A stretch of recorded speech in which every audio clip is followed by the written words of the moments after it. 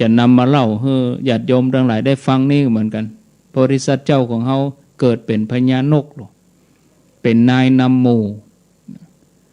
ชาตินี้ก็เหมือนเดียวกันเมื่อเติบใหญ่มาก็เป็นนายนำหมู่เป็นหัวหน้าหมู่ฝูงนกทั้งหลายอาศัยอยู่ที่เกาะกลางมหาสมุทรตอนนั้นพ่อกาเจ้ากาศิลัดมีพ่อกาเมืองหนึ่งปากันเอาเรือออกกลางทะเลแล้วก็เอากาแสนหูมาตัวกาตัวนี้นี่มีหน้าที่บอกทิศทางสมัยนั้นนี่บ่มีเข็มทิศเนาะก็ต้องเอากามาทำหน้าที่เป็นเข็มทิศการเดินทางข้างนั้นก็บ่สะดวกราบรื่นต่อใดเนื่องจากมีพายุปัดแห่งจนเรือล่มเรืออับปางกลางมหาสมุทรผู้คนก็ประสบภัยพิบัติกาตัวนั้นก็บินหนีไปก็ไปถึงเกาะแห่งหนึ่งเมื่อไปถึงกาตัวนี้ก็บินตรวจตาหาทำเลก็พบว่าเกาะกลางมหาสมุทรนี่เป็นที่อยู่ของบรรดาหมู่นกใหญ่เกิดว่าตัวเก่าบ่อดตายละก็พยายามหาวิธีที่จะย่างให้ตัวเองอยู่รอดพิจารณาแล้วว่าหมู่นกหมู่นี้เป็นนกใหญ่เป็นนกตัวใหญ่ตัวหลวงเอาเถอะเฮาควรจะจุเขาจุเพื่อจะกินไข่เพื่อจะกินลูกน้อยของนกหมู่นี้เมื่อเกิดอย่างอันแล้วกาตัวนี้ก็บินลงไปท่ามกลางฝูงนกทำทีทำท่ายืนขาเดียวอ้าปากค้างอยู่พื้นดินเนื่องจากหมูนกก็บ่เคยหันกามาก่อนในชีวิตก็ปากันประหลาดใจว่านกตัวนี้สีด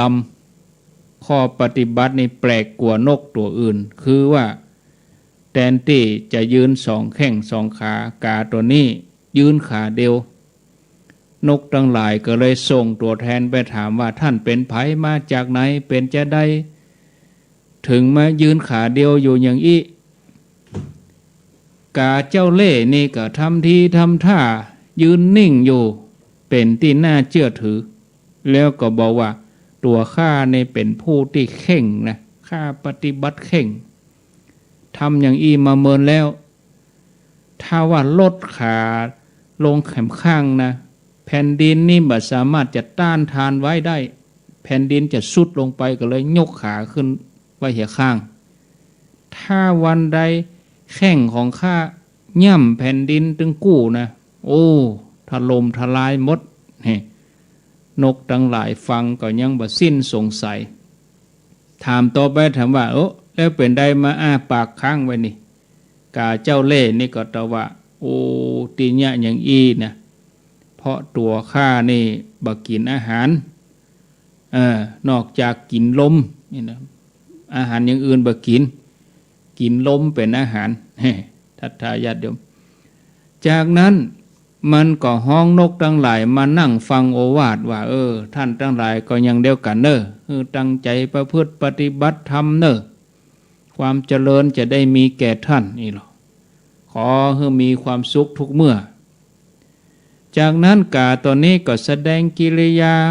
ว่าตัวเองประพฤติเข่งประพฤติดีปฏิบัติเหมือนเปิ้นบอกว่าจะอยู่ในอิริยาท่าทางใดอิริยาบถใดยืนเดินนั่งนอนก็ทำทีทำท่าว่าโอ้ทำอย่างนี้มีความสุขเหลือเกินที่จริงขาสั่นทับใจหนึ่งก็จะไปกินไข่ของเพิ่นกรรมอู้ของกาตัวนี้เหมือนจะเป็นความจริงญาติโยมทั้งหลายแต่ก็หาความจริงบ่ได้เนี่ยมันต้องพบความหายนะแน่นอนเมื่อนกเหล่านั้นสังเกตกิริยาท่าทางก็เหมือนว่ามีความสุขแต่รู้นี่นกทั้งหลายปากันลงเชื่อแล้วก็ปากันสรรเสริญเยินยอบอกว่าโอ้น่ายกย่องแต่น้อกาตัวนี้นอกจากประพฤติปฏิบัติทำดีแล้วก็ยังคำสอนก็ดีนี่เมื่อหมู่นกทั้งหลายลงเชื่อเวลาจะออกหากินก็ฝากกาไว้ ท่านครับนี่หรอตัวท่านเองก็เป็นผู้มีศีลมีธรรมกินแต่ลมอย่างเดียวบัดเดนี้หมู่ข้าตั้งหลายไว้ใจขอให้ท่านเนี่ยช่วยสงเคราะห์ดูแลไข่แล้วก็ลูกน้อยของหมู่ข้าตัวจากนั้นฝูงนกตั้งหลายก็ออกไปหากินเมื่อบะมีพายุกาเจ้าเล่ห์นี่ก็เริ่มงับปากแล้วก็ลดแข่งลงบินไปเสาะตามหางนกต่างๆจิกกินไข่จิกกินลูกน้อยของนกทั้งหลายจนอิ่มแล้วก็มานั่งพิจารณาวันพวกเขาจะต้องยะยังแถมเขาจะได้กินไข่กินนกน้อยแถมแล้วก็ปิกมาใกล้เวลานกหมู่นั้นจะกลับก็มายืนเหมือนเดิมยืนขาเดียวอาปากอยู่หั่นนกทั้งหลายปิกมาโหไข่มีไหนมดลูกน้อยมีไหนมดต่างก็สงสัยว่าโอ้ไข่เฮาลูกเฮามีไหนมดนี่บ่มีนกตัวใดสงสัยกาเลยเพราะเกิดว่ากานี่เข่งปฏิบัติแต่ยืนขาเดียวอ้าปากเมื่อเกิดเหตุการณ์นี้มันขึ้นโพธิสัตว์เจ้าอันเป็นพญานกก็มากึดใจเมื่อก่อนเขาก็อยู่กันดีตั้งแต่กาตัวนี้มาเนี่ยประเด็นนี้ยุ่งหมู่เกิดเหตุการณ์ฮ้อนหายไข่แต่ละหางนี่โดนเจาะนกตัวน้อยก็หายเขาจะจับพิรุธกาตัวนี้ตกแถมวันก็ทำทีทำท่าบินไปหาเหยื่อพร้อมกับบริวารแต่ว่าโพธิสัตว์เจ้าหลักลอมแหลมตัวมาเนาะบ่ได้บินไปตัวเปิ้นซุ่มอยู่มอบอยู่ก็หันกิริยาท่าทางของกาตึงมดนกโพธิสัตว์เจ้าก็เลยประชุมหมู่นกทั้งหลายเล่าเรื่องตึงมดให้นกฟังบอกว่าสหายทั้งหลายกาตัวนี้เนี่ยมันบ่มีศีลมีธรรมอะไรอย่างอย่างหนึ่งทำอย่างหนึ่งบ่ได้ตั้งอยู่ในธรรมบ่ได้ปฏิบัติตนเองม่วนหวานบ่ได้จิตใจละหายกาดไปแอบกินไข่ไปกินลูกน้อยหมู่เฮากาตัวนี้บ่ควรอยู่ในหมู่เพราะมันอยู่ที่ไหนนี่จะนำความวิบัติมาสู่ที่นั่นนกโพธิสัตว์เจ้าก็บินไปจิกกาตัวนั้นนกที่เหลือก็ป้ากันลุมจิกกาตัวนี้จนตายเมื่อพระองค์แสดงธรรมจบพระองค์ก็ประชุมชาดกกาตัวนี้ก็ได้มาเกิดภิกษุที่โกหกพกลมพญานกก็ได้มาเป็นตถาคตเจ้าจากเรื่องที่เล่าให้ฟังนี่เฮาจะหันได้ว่าการอย่างทำอย่างนี้ก็บ่ใจวิสัยของบัณฑิตโดยเนื้อแท้ของตัวเองก็บ่ใจว่าเป็นผู้ที่มีศีลมีธรรมบ่ได้ตั้งอยู่ในธรรมอะไรอย่างหลอกลวงตัวเองบ่พอหลอกลวงคนอื่นเจ้าโลกบ่ได้เป็นผลดีมีแต่ก่อให้เกิดความเสียหายไปบ่พอก็ทำให้บ่เป็นที่ฮักของคนทั้งหลายคำเท็จปฏิบัติเท็จบ่ได้ก่อประโยชน์อันใดฉะนั้นญาติโยมหมู่เฮาทั้งหลายเป็นผู้ที่ตั้งอยู่ในธรรมถึงความคิดกรรมการกระทำเฮาก็อย่าตั้งอยู่บนพื้นฐานของความเป็นจริงดึงเอาความดีงามพิจารณาให้ถี่พิจารณาหลายๆชั้นใครครวญพิจารณาเนาะพอเวลาแล้วก็พอสมควรแล้วญาติโยมท่านทั้งหลายอาตมาภาพก็ขอได้นำรายการนี้พักตัวอีกก่อนเนาะต่อไปนี้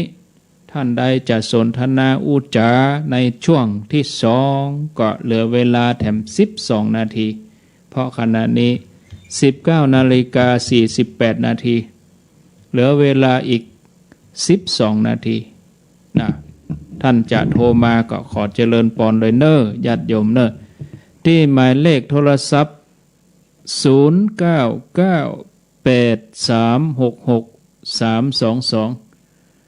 0998366322อ้าวไผจะจะแจ้งผลการรับฟังก็โทรมาจะสนทนากันได้นะ หมายเลขนี้นึ0998366322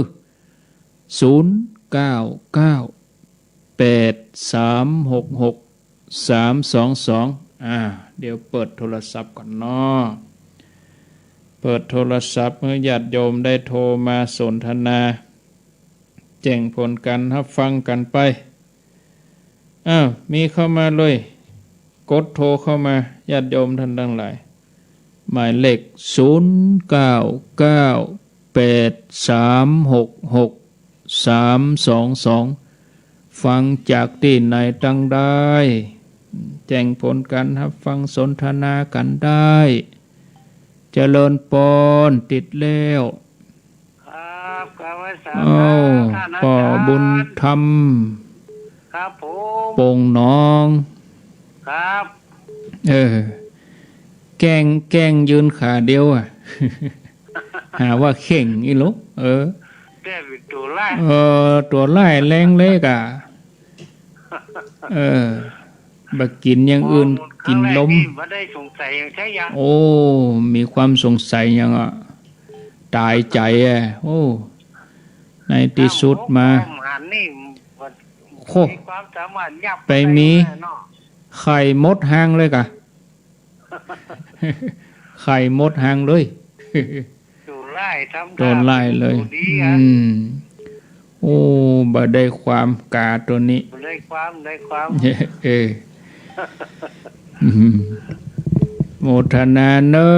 ป่อบุญธรรมป่อบุญธรรมสั่งคำฟันป่อบุญธรรมสั่งคำฟันเจริญปนติดแล้วเนอเจริญปนติดแล้วเจ้าไว้สาเจ้าเป็นกาดำเตะจากป่าตานเชียงใหม่นะเจ้าฮะจากป่าตานเชียงใหม่ป่าตันเชียงใหม่ฟังที่ไหนฟังสถานีก็ว่าฟังอินเทอร์เน็ตฟังสถานีเจ้าฝ่ายหินเจ้าเดี๋ยวนี้ฝ่ายหินเปิ้นออกกะเจ้าโอ้เปิ้นออกฝนมันตกมันร้อนอากาศดีขนาดเปิ้นออกตั้งแต่กี่โมงแล้วโยมวันนี้มันข้างกับเจ้าเปลี่ยนทุกเจ้าทุกโจนเจ้าหมายถึงรายการที่มันได้ยินดีเนาะเจ้าเนาะในเวียงนี่ไม่ได้เจ้าที่อาตมาอู้เนี่ยเฉพาะที่อาตมาอู้นี่เปิ้นฮับกี่โมงกะเฮาอู้เนี่ยได้ยินเฮากี่โมงแม่ยม7 โมงปลายนะค่ะดูข่าวตัวเอง7 โมงปลายเนาะเจ้าไหว้ศาลเจ้าจบดีเนอรายการนี้ถึงตลอดวันค่ำแต่เฉพาะเฮานี่กะเฉพาะตะมานเจริญปนไหว้ศาลเจ้านั่นพระครูเวียงท่าการใหญ่เสือลาอย่างเนาะเป็นกาดำไปเหรอโอ้โหโต้ยนะมาดเรามาดเราออกมาดหน่อยกันเป็นมาดเป็นเฝ้าหน่อยกันเว้นอยู่เวลากินลูกกินไข่ไปเรียบร้อยถ้าจำได้นี่เสียงมดนะไปมีมดหางกะแล้วจะมาหน้าโปรดโมเดลกันเท่านั้นน่ะเนาะจะมาส่งใส่โมเดลกันเท่านั้นมั้งเป็นเงินผู้ดีจัดมาจับถ้าเป็นบัดลักล้อมแหลมพกพอนี่ไปมีเล่งไว้ใจขโมยนะได้มันก็ติงอย่างคนเอาเลยนะไว้ใจไปพูดตรงได้พ่อลำบากเลยน่าจะจัดเจนดีนะเจ้าโอ้ยต้องซักเนาะ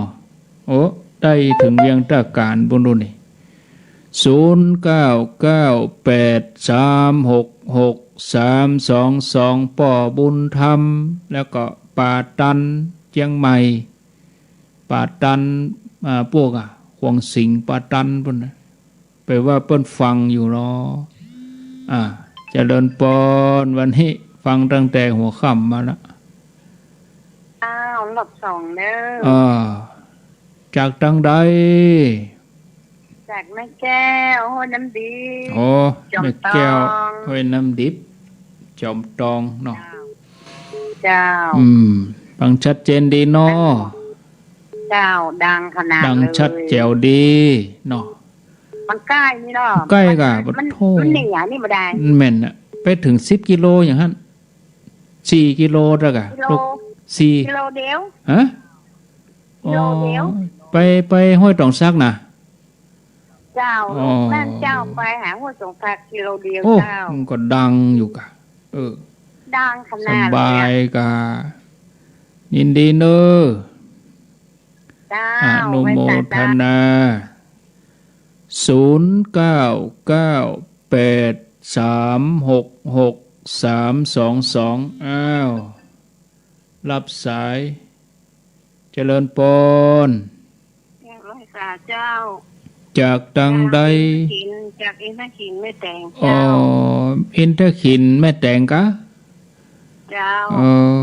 ฟังสถานีไหน เจ้า 104แม่ท้องคำกะเจ้า เออ ฟัง104เจ้า ฟัง104เนาะ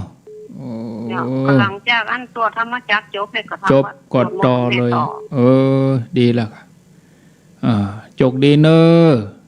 เจ้า สาธุ พอสวดมนต์แล้วก็เปิดพระปูออกพอดี จับพอดีเนาะขอบคุณเนอะสาธุ เจ้า อยู่ดีมีสุข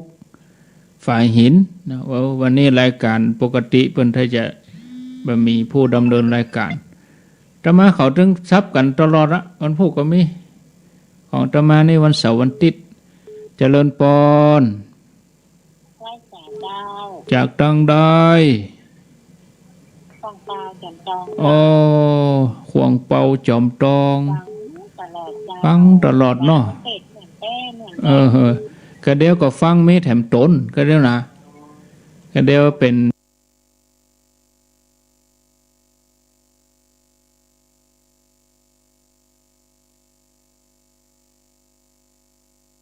มาได้ขอบคุณก็ขอบคุณตอนนี้เฮียเนาะ ขอบคุณข้ามปี โจกดีเปิ้นก็ยังอุตส่าห์ฟังอยู่บางทีก็บ่ได้อู้ได้หยังเปิ้นมางานคนหลายเอาวิทยุเนี่ยก็ไปตักไปอู้กัน เจริญปน จำภาษาเจ้า โทษจากดังใด ตาลอเจ้า ตาล่อโอ้ จ้ะ ตาล่อได้ยินที่ก็ เจ้าชัดเจนดีขนาดเจ้า น่ะหมู่ด้วยรอหมู่นี่ต้องโทรพ่องกา ฟังตลอด เมื่อใดก็มีคนไก่เดี๋ยวหมู่ไก่เปิ้นก็ว่าหมู่ไก่เขาไม่ใช่ฟังกันแน่ ฟังเจ้า อั ฟัง นนี้ยืนยันก็เดี๋ยวก็มีแถมรายการต่อไปก็มีแถมอยู่ เจ้ากำภาษาเจ้าน อนบัดรับก็ต่อรายการป้อนหนานพุ่นเด้อรายการป้อนหนาน สารธรรมกับเสียงเพลง4 ทุ่มถึงเที่ยงคืนของป้อนหนานนี่ รับฟังได้เจริญปน เจ้าไว้สาเจ้า จากที่ไหน โซเฟียเจ้า ศพเตี้ยแม่บุญปั่นกา เจ้า ฟังชัดดีกอ ดังดีเด้อเจ้า แม่แรงนี่ดังดีแต่ เจ้าดังดี สถานีเวียงปุ่นท่านจะปิดนะ เจ้า ก็รู้สึกว่าดังนะวันนี้นะชัดดีทุก วัดดังดีเจ้า ถ้ายี่ตึงวันในม่วนกันเนาะ เจ้า เราฟังแถมตนหนึ่ง เขาดังเจ้า เราฟังแถมตนหนึ่งเนอ เจ้า สาธุแม่บุญปันศพเตี้ยจอมตองเจริญปนโทษจากที่ไหนรีวิทยุหน่อยนอรีวิทยุเหียกรรมแม่ลุไปแล้วสายใหม่มา0998366322กำเดียวอาตมาจะยุดเวลาให้สถานีเปิ้นสัก1 นาทีเพื่อที่ว่าเปิ้นจะได้เตรียมเข้ารายการต่อไปรับสายเจริญปนโทษจากดังได้ เขาจากฟังโทรเสียงโทรเจ้า ฮะ ฟังเอาเจ้าในจะดีเจ้า อย่างก็บ้านอย่างก็ มันห้องเจ้า บ้านห้องแล้วก็บ้านห้องนี่มันถึงอำเภอน่ะแล้วบ้านอย่างบ้านกันมาเลย สันปูเลย สันปุเรยบ้านหงสีเตี้ยเนาะสันปุเรยสีเตี้ยได้ยินชัดดีก่อ เจ้า อ๋อฟังเจ้าแล้วกะ ไปแล้วผมจะก่อนนะ ฮะ เจ้าฟังนะครับ อ๋อถ้าฟังฮันสาใครรับกะโยมฮะ ยังอ่อยยังใครรับเนี่ยหืม โอ้ยมันโดนเปรี้ย ไม่ใช่ฝนอ้อยเสียงโยมนะอ้อยอ่ะ คนจะอ่อยทำอะไร ฝนอ้อยก็ฝนอ้อยไปสวัสดี เอาลาก่อนเนอะญาติโยมเนอะไปปะกันทำไมโอกาสหน้าโชคดีมีใจอายุวันโนสุขังพลัง